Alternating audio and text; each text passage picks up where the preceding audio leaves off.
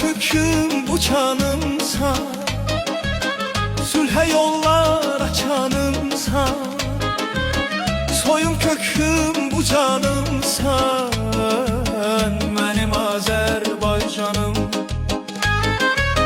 Hansı bağın çiçeğiysen, hansı gülün leçeğiysen, güzellerin göçeğiysen, benim Azerbaycanım.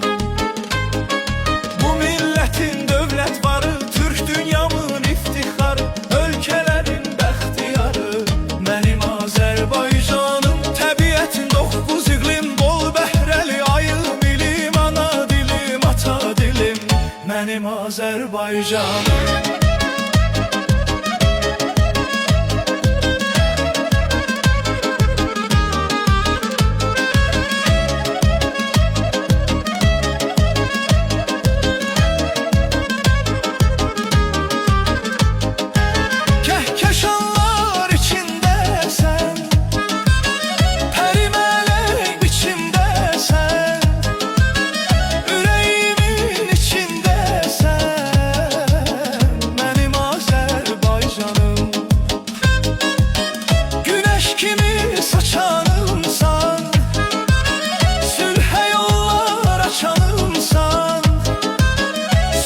Köküm bu canımsan, benim Azerbaycanım.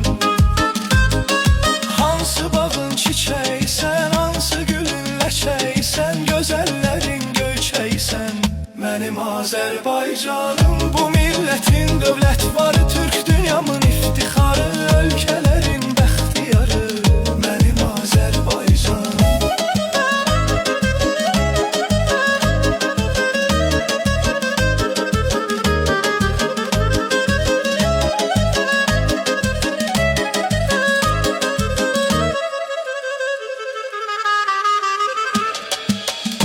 Milletin dövlət varı, Türk dünyamın iftiharı, ölkelerin bəxtiyarı, benim Azerbaycanım. Təbiətin 9 iqlim, bol bəhrəli,